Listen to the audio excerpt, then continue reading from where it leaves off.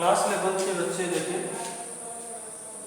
प्रमाण संरचना में आज का टॉपिक है प्रमाण क्रमांक एटॉमिक नंबर।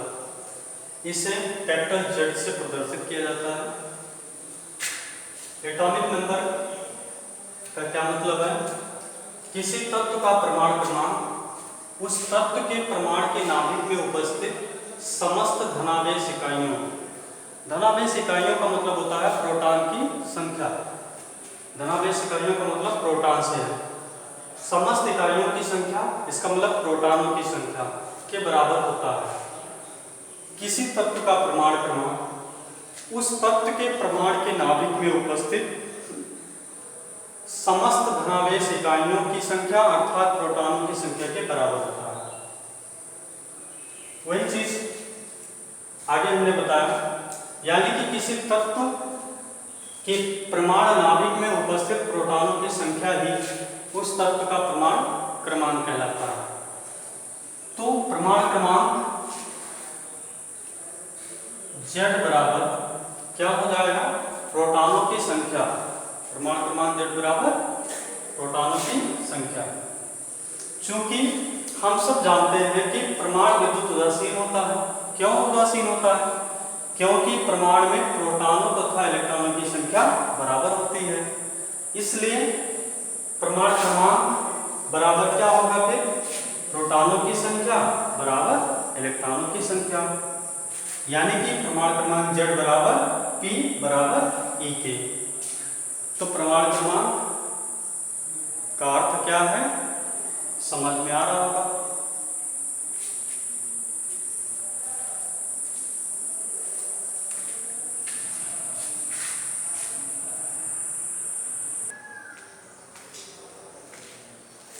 जैसे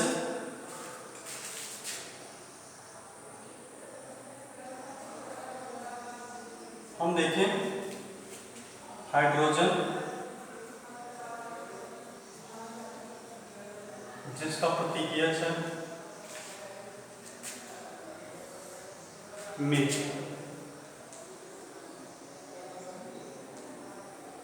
प्रोटॉनों की संख्या 1 होती है। इसलिए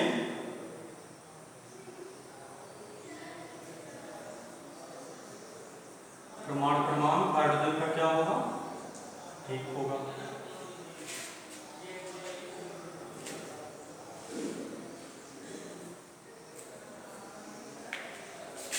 ऑक्सीजन देखते हैं,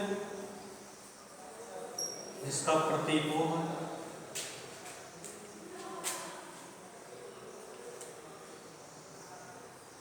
इसमें प्रोटॉनों की संख्या 8 होती है। इसलिए प्रमाण क्रमांक इसका 8 होगा।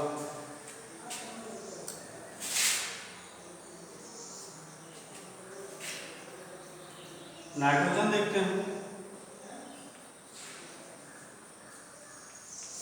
इसका प्रतीक N है। इसमें प्रोटॉन की संख्या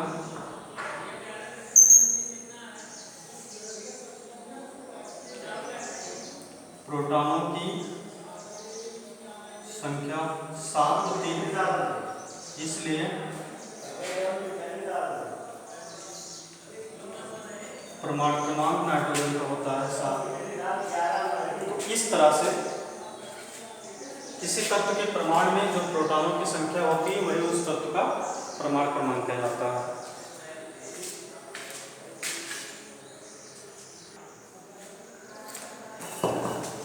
प्रमाण क्रमांक के बाद हम देख रहे हैं द्रव्यमान संख्या, मास नंबर।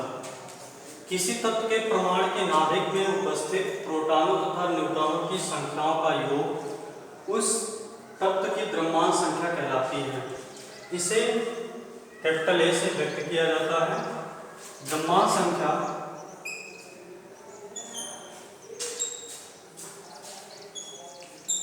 कैपिटल A बराबर होगा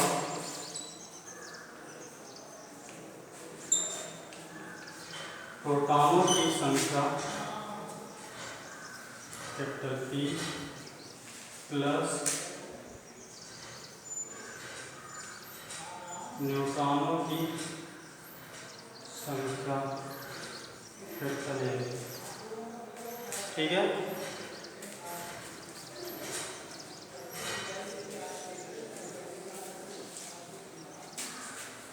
यानी कि द्रव्यमान संख्या कैपिटल A बराबर प्रोटॉन की संख्या का मतलब होता है परमाणु क्रमांक।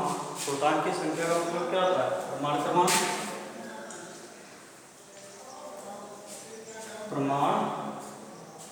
क्रमांक Z प्लस न्यूट्रॉनों की संख्या ये, यानी कि A बराबर Z प्लस EM। A बराबर Z प्लस EM।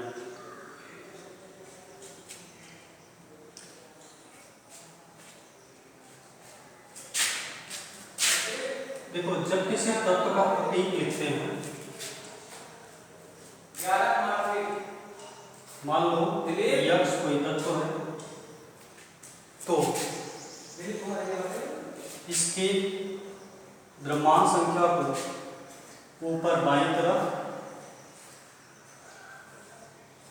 तथा इसके परमाणु क्रमांक को नीचे बाईं तरफ लिखा जाता है। ठीक है। यक्ष यहाँ पर क्या है? परमाणु संकेत है,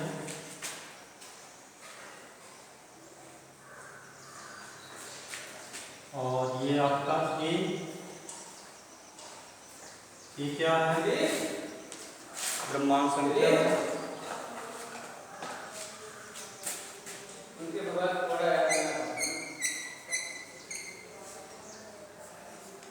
ये द्रव्यमान संख्या है।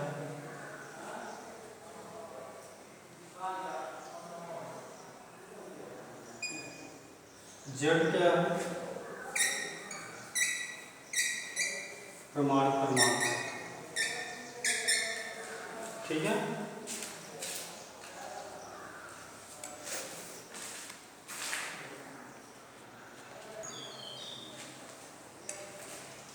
परमाणु भार क्या है?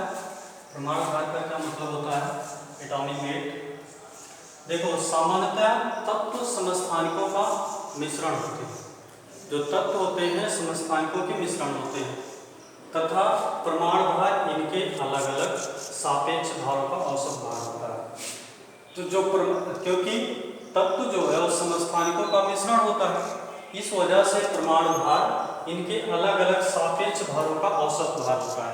क्योंकि समस्थानिकों का भार जो होता है वो अलग अलग होता है, तो समस्थानिकों का भार अलग अलग होता है, तो उनके अलग अलग सापेक्ष भारों का जो औसत होता है वही तत्व का परमाणु भार होता है। ठीक है। किसी तत्व का परमाणु भार यानी कि किसी तत्व का परमाणु भार औसत सापेक्ष भार कहलाता है। ठीक है। यानी कि किसी तत्व का परमाणु भार उसके समस्थानिकीय संगठन पर निर्भर करते हैं। इसलिए हम कह सकते हैं कि किसी तत्व का परमाणु भार उसके समस्थानिकीय संगठन पर निर्भर करते हैं। इसलिए हम परमाणु भार को इस तरह से परिभाषित करते हैं। किसी भी तत्व का परमाणु भार वह संख्या है जो यह बताती है कि या जो यह प्रकट करती है कि उस तत्व का औसत परमाणु कार्बन 12 परमाणु के भार के 1/12 भाग से कितना गुना भारी है। अब इसका फार्मूला देखते हैं।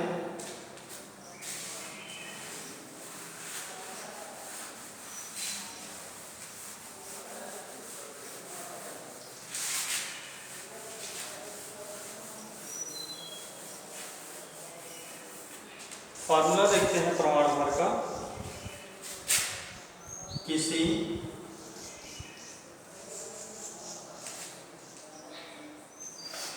तत्व का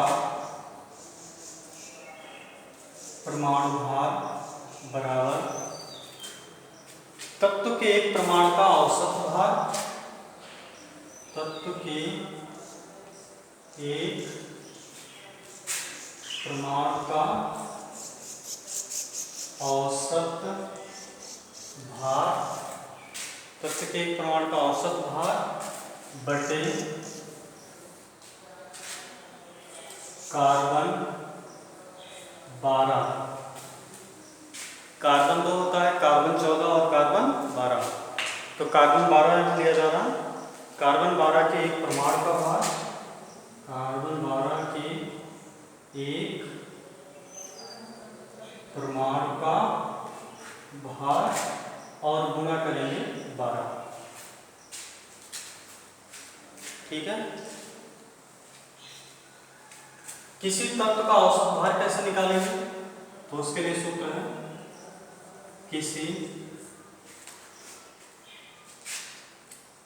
तत्व का औसत भार बराबर औसत प्रमाण भार बराबर समस्थानिकों का प्रमाण द्रव्यमान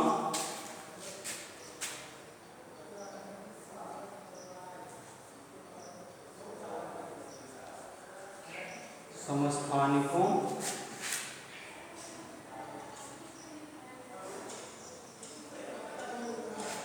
का प्रमाण द्रव्यमान गुणे प्रतिशतता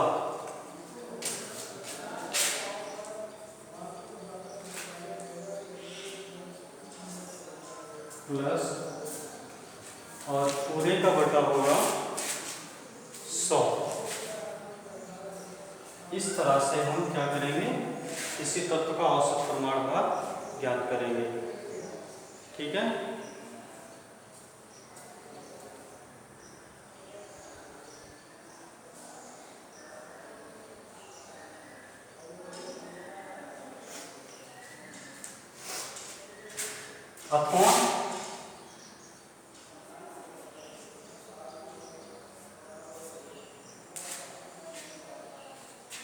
अथवा क्या होगा, समस्थानिकों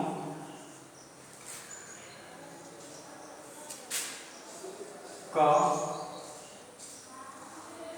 प्रमाण भार गुणे परमाणुओं की संख्या, प्रमाण द्रव्यमान गुणे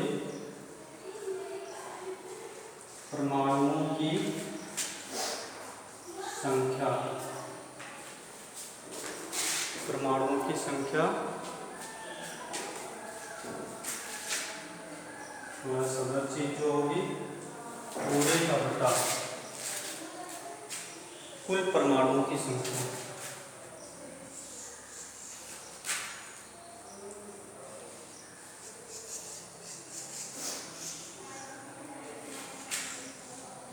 कुल परमाणुओं की संख्या। तो अब हम कल देखेंगे द्रव्यमान संख्या और परमाणु भार में संबंध।